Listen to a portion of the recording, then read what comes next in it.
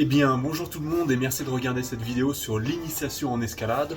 Aujourd'hui, on va voir 6 points pour bien débuter et progresser rapidement, sereinement et en toute sécurité. Allez, c'est parti!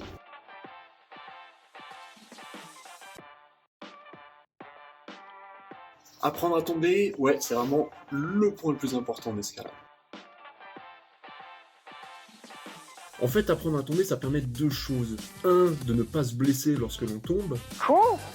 Et deux, de ne pas être bloqué psychologiquement par la peur de la chute. Et donc, on va essayer, tenter, se jeter, s'élancer dans des mouvements qu'on aurait cru impossibles autrement, et donc, on va progresser. Pour bien tomber en escalade, c'est un peu comme au judo en fait. On va venir se réceptionner sur les deux pieds, et ensuite on va partir en roulade arrière, d'abord sur l'arrière-train et ensuite sur le dos, le but étant de diffuser l'énergie absorbée lors de la chute au sol. Enfin dans ce cas-là, sur un tapis d'escalade. Pour bien tomber, il n'y a pas de secret.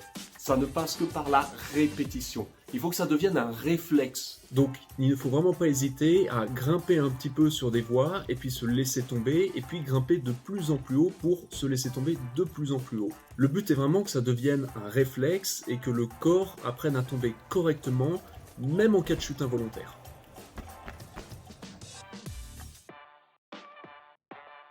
La plus grosse erreur que font tous les débutants, mais même moi quand j'ai commencé, c'est de n'utiliser que leurs bras.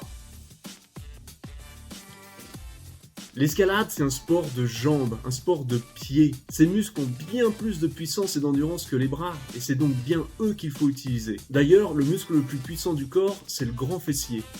Ce qu'il faut en escalade, c'est donc bien positionner ses pieds, bien positionner ses jambes pour pouvoir pousser dessus et ensuite aller chercher des prises de la main qui vont ensuite simplement venir stabiliser le corps. Je sais que c'est vraiment contre-instinctif et qu'au début on veut vraiment utiliser toute la poigne de ses mains et de ses bras pour se tracter. Et s'il n'y a pas de prise de main à l'horizon, eh ben on panique. Mais il faut vraiment apprendre à se contrôler.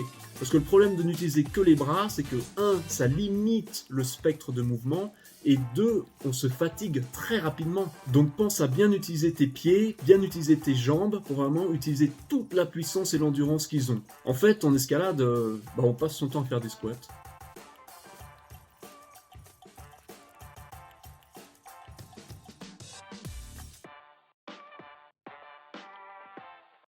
Ce qui est génial avec un sport comme l'escalade, c'est que ça développe vraiment la confiance en soi.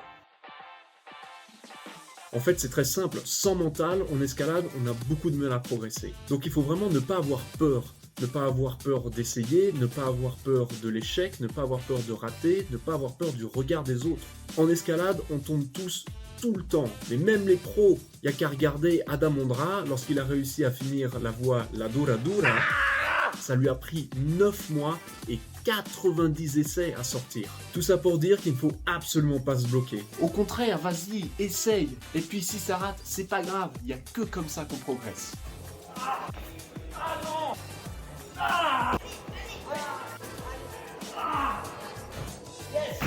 Et la prochaine fois que tu es dans un mouvement difficile et que tu hésites, va vraiment chercher cette petite voix au fond de toi qui dit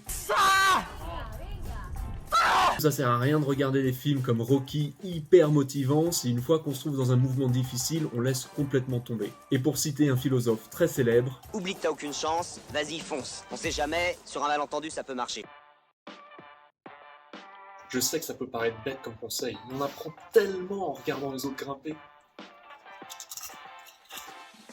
Que ce soit des grimpeurs meilleurs que soi, des professionnels par exemple, qui grimpent des voies compliquées, qui requièrent beaucoup de technique et des mouvements difficiles, ou même des grimpeurs du même niveau que soi, qui s'élancent dans une voie que nous on a réussi à finir, ou qu'on essaye justement de finir, ne serait-ce que pour voir comment est-ce que eux ils l'abordent, quelle technique, quel placement de jambes et de mains ils font, c'est super intéressant. En fait, ce qui est génial en escalade, c'est qu'on a vraiment tous notre propre style. Il y en a qui adorent la dalle, avec des micro-prises, des micro-gratons, d'autres au contraire qui préfèrent les dévers avec des gros mouvements dynamiques. Certaines personnes sont plus petites, d'autres plus grandes, certaines plus souples. Chacun vraiment va aborder une voie avec une technique très différente. Donc vraiment, n'hésite pas, regarde les autres grimper, regarde des vidéos. D'ailleurs, sur Climbre, on t'a compilé une série des meilleures vidéos disponibles gratuitement sur Internet. Et puis on est en train de concocter une série de vidéos dédiées spécifiquement aux mouvements techniques en escalade.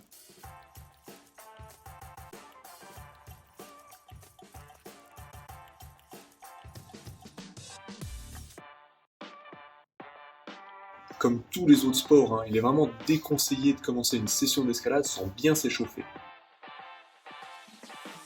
Et surtout, et c'est super important en escalade, sans bien s'étirer avant une session. Et oui, contrairement à ce que de nombreuses personnes peuvent prétendre, s'étirer avant l'effort, c'est super important et ça n'affecte en rien la performance de la session. Mais surtout pour un sport comme l'escalade où on va avoir besoin d'énormément de flexibilité pendant l'effort.